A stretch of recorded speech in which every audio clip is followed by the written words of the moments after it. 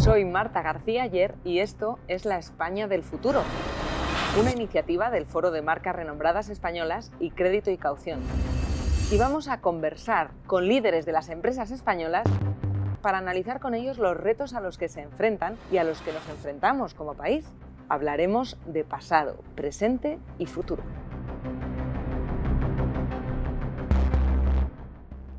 Hoy estamos con Jesús Navarro, presidente y consejero delegado de Carmencita. Bienvenido, Jesús. Hola, Marta. Y muchas gracias por estar aquí, porque tengo una duda que espero que me ayudes a resolver. No me digas. ¿Qué tiene que ver la física teórica con el ajo en polvo? Pues hombre, yo siempre digo que el que estudia física teórica luego le resulta todo fácil. y yo creo que un poquito así es. Para que yo creo que en la segunda generación hay un momento que los padres quieren que los hijos se busquen la vida por sí solos. Cuando mi padre y mi hermana es médico y yo físico, como encauzándolos hacia otros lados. Y de niño veías la empresa familiar, la funda tu abuelo, ¿verdad? El abuelo Jesús Navarro Jover fue el fundador. Y en Novelda era un pueblo eminentemente agrícola y a principios del siglo XX había una pequeña burguesía en Novelda que comercializaba con azafrán de la Mancha y lo exportaba, con lo difícil que eran los transportes, a Oriente Medio y a Extremo Oriente. Entonces el abuelo vio una oportunidad de negocio y, apoyado por otros comerciantes locales, pues se estableció lo que se decía en aquella época, establecerse por su cuenta. Y yo siempre digo que el abuelo inventó el marketing, porque se dio cuenta de una cosa que luego un gurú del marketing apadrinó, que es: si no eres una marca, serás una mercancía. Y entonces el abuelo lo que hizo fue cogió a su hija, que era lo que tenía más cerca, le hizo una fotografía y ahí es la marca Carmencita, que sigue hasta hoy. Carmencita, que es tu madre, entonces. Carmencita es mi madre. ¿Y cómo sí. es ser hijo de una marca? Pues al final se te olvida la marca. Carmencita, yo siempre digo, los padres son los emprendedores, tal, pero al final las que aglutinan las familias y los que aglutinan incluso la empresa son las madres. Entonces se te olvida que la marca, que es una marca, siempre piensas en la persona. Y luego vamos a ese niño que sabe que la familia tiene una empresa, no sé hasta qué punto uno crece sabiendo que está predestinado a heredar el negocio familiar, o la vocación de estudiar algo tan diferente a la industria agroalimentaria, aparentemente, como física teórica, surge de pensar que no vas a acabar en la empresa familiar. ¿Cómo fue ese proceso? Inicialmente piensas que no vas a acabar, porque al final cualquier estudio lo que hace es abrirte la mente. Entonces yo acabé física e incluso saqué la cátedra a los 24 años de física y química. Estuve 10 años en la docencia. La verdad es que el negocio familiar, nuestros padres iban cumpliendo años y a final de los 80 Carmencita estaba muy bien implantada en la tienda tradicional. Y en la distribución moderna que llegaba, Prica, Continente, el Corte Inglés, tal, tenía poca presencia. Entonces vieron la oportunidad de asociarse a una gran empresa, que en aquel momento era Ebro. Ebro lo primero que dijo que los mayores se jubilaran y que entrara la siguiente generación. Y ahí es donde llamaron a mi puerta y vente para aquí, y somos 3 primos los que estamos desde entonces al frente de la empresa. Estáis ahora celebrando el centenario. En una empresa centenaria se ha vivido esa dicotomía entre el cambio, la adaptación, que de eso los físicos sabéis mucho, y la permanencia, porque hay cosas que permanecen invariables y otras que van cambiando. Mirando atrás, ¿qué es lo que más os sorprende que haya cambiado en Carmencita? Nosotros hemos conseguido, es decir, la imagen tradicional de Carmencita la hemos conseguido mantener al mismo tiempo que actualizarla. De hecho, Manuel Estrada, que fue Premio Nacional de Diseño, la retocó y la reformó para pasar de una fotografía a un diseño. Entonces, esa imagen tradicional queremos convertirla en la imagen de la nueva gastronomía. Cambia la empresa, madura, crece hasta los 450 empleados. Es todo un pequeño imperio agroalimentario, pero también ha cambiado el consumidor en estos años. Seguro que en los años que llevas al frente de Carmencita has visto cómo los españoles hemos cambiado en la manera que tenemos de cocinar y de comprar especias. Totalmente. El consumidor ha cambiado totalmente, sobre todo a raíz del confinamiento en la pandemia.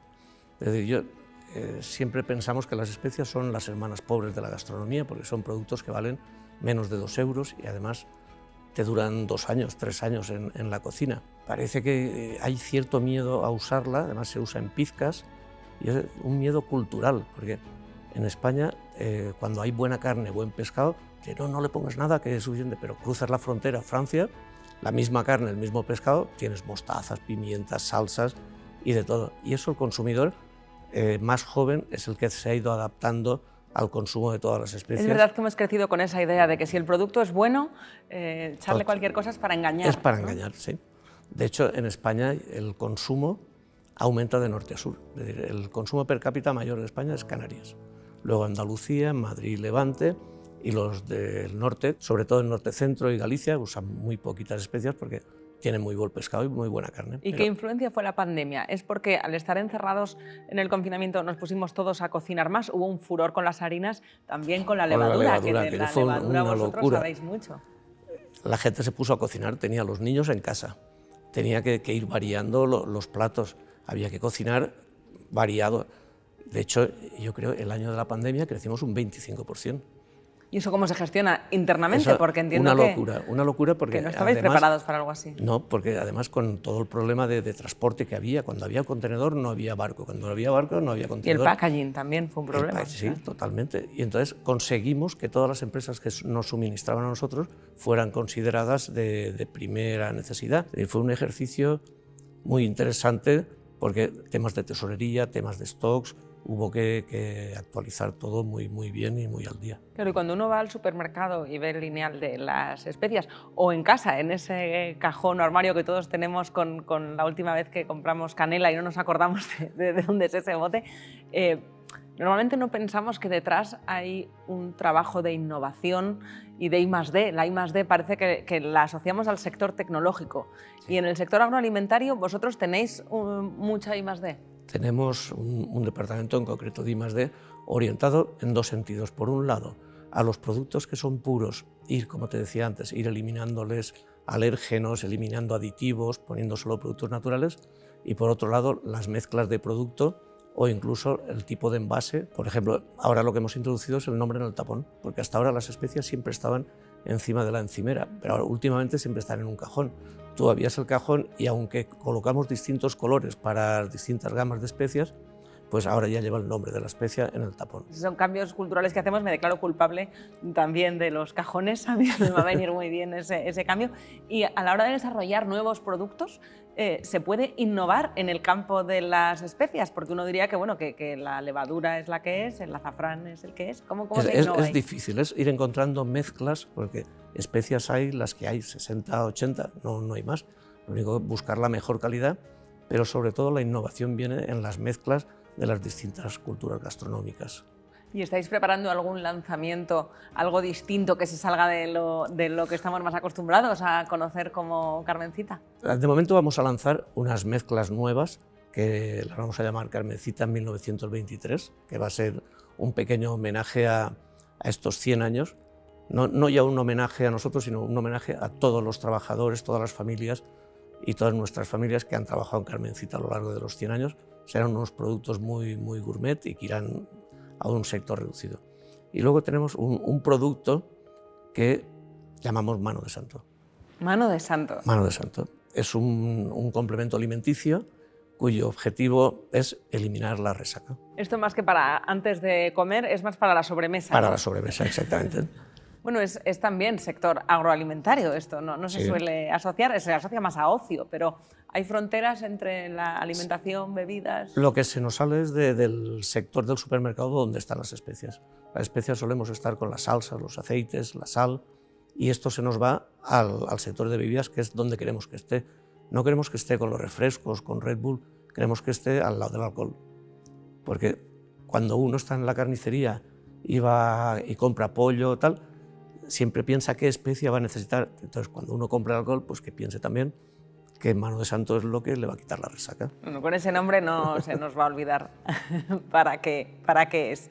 En España, entre los cambios que hemos visto también desde la pandemia, el de que cocinábamos, hemos aprendido a cocinar muchos que antes no cocinábamos, desde luego es uno de ellos, pero también está en la manera en la que vivimos el ocio y la gastronomía. Se está convirtiendo España también en un referente dentro de la gastronomía, y eso ¿cómo os afecta? Nosotros no lo hemos hecho bien, es decir, el cocinero tiene Carmencita en su casa y no lo tiene en el restaurante, con lo cual estamos luchando y estamos trabajando y, por ejemplo, tenemos una cátedra en la Universidad de Alicante la Universidad de Alicante estableció el grado de gastronomía y entonces decidimos crear la Cátedra Carmencita de Estudios Gastronómicos para ir de la mano de los nuevos chefs, porque al final los cocineros no saben utilizar las especias. Nosotros no podemos darle mucho del resto, pero del consumo de las especias, de cuándo usarlas, de cómo usarlas, sí estamos trabajando y la verdad es que los resultados son muy buenos. ¿Y qué nos dice de los españoles la manera en la que consumimos las especias? Consumimos relativamente poco. De hecho, el mayor cliente nuestro decimos que es el cubo de la basura. Porque cuando llevas ya la mitad del tarro, entre que se te ha manchado de aceite la etiqueta, que se ha puesto tal, de esta, acabas tirándolo y comprando lo otro. Yo creo que lo que hay que perder es el miedo. Hay muy pocas especias que puedan matar un plato. De hecho, cuando tú vas a un restaurante y dices, está mejor que el que hago en mi casa, es porque abusa de las especias y tú en tu casa no te has atrevido a usarlas como tocaba. Y en un momento de inflación como el que tenemos, con la crisis que hemos vivido de la pospandemia y las roturas de suministros, ¿esto a vosotros os ha afectado? Ha habido un incremento importante tanto de envases como de materias primas. Lo que no podíamos era repercutir al cliente, que al final es el que lleva al público, el total incremento de costes. De hecho, el año pasado fue un año de crecimiento en ventas, pero en costes mucho mayor, con lo cual el resultado en el 2022 lo hemos notado. ¿Y cómo veis la economía española? Yo creo que la economía española tiene un buen futuro. La globalización nos ha venido muy bien, tanto a nivel de compras, porque cuando teníamos un volumen relativamente pequeño, comprábamos todo a intermediarios. Pero al final, el intermediario no es un especialista. Entonces, acabamos yendo a los países de origen, productores de las especias, y trabajando con verdaderos especialistas. Por ejemplo, el orégano lo traemos de Bolivia. En Bolivia hemos desarrollado un proyecto con unas 2.000 familias que se han asociado y producen todo el orégano nuestro. Con esto evitamos que la gente no emigre de Bolivia, que entre riqueza al país y al mismo tiempo, como se cultiva de 3.000 metros hacia arriba, pues que el orégano sea de primerísima calidad porque necesitan muy pocos productos fitosanitarios. O sea que también hay mucha responsabilidad social y cooperación detrás de un frasco de orégano. Totalmente, sobre todo a esos niveles, por ejemplo en Sri Lanka con las canelas o en Indonesia y en Vietnam con las pimientas. Trabajamos directamente con productores y agricultores. Bueno, el negocio de las especias siempre ha sido un negocio de viajes. Sí, yo siempre digo, siempre que hay tantos verbos que hacen alusión al uso de las especias, de condimentar, adobar, salpimentar, es porque han sido las estrellas de la cocina, y no solo en la cocina, sino en todas las culturas. De hecho, pues las nuevas rutas que abrieron Marco Polo, Cristóbal Colón, Elcano, iban buscando especias. ¿Y en el futuro cuáles van a ser las especias del futuro? Porque hablabas de mano de santo, no sé si hay nuevos proyectos dentro de Carmencita para desarrollar otras líneas de producto, o dentro del mercado tradicional de las especias hay todavía margen de innovación. Las estrellas siempre van a ser las especias puras. Para nosotros el producto estrella, que es el que más vendemos tanto en España como a nivel internacional, es el paellero. Y de cara al futuro, ¿dónde veis que haya más margen de crecimiento para la paella? Porque si el paellero vuestro es el éxito, fuera de España, ¿dónde es donde más se consume? No sé si los chinos van a ponerse a hacer paellas como locos. El mercado chino es muy complicado, pero el paellero necesita que sepas hacer paella, porque al final el paellero solo lleva las especias para la paella, con lo cual te da el color y el aroma de la paella. Entonces lo que sí hemos desarrollado es una paella que lleva todo lo necesario, desde el arroz, el aceite y el caldo deshidratado juntamente con el paellero. Con lo cual tú ahí sigues las instrucciones y te sale una paella de notable alto, mejor que en muchos restaurantes. Que eso no es exportar solo un producto, es exportar una manera de de comer. De hecho, según el país se llama set paella, en Francia lot paella, kit paella, va cambiando el nombre según a dónde va. O sea que nada, que en el futuro sabe a paella, entonces. Sí, el futuro sabe a paella. Estupendo, Jesús, pues muchísimas gracias. Marta, un placer. muy agradecido porque ha sido encantadora la conversación. Gracias.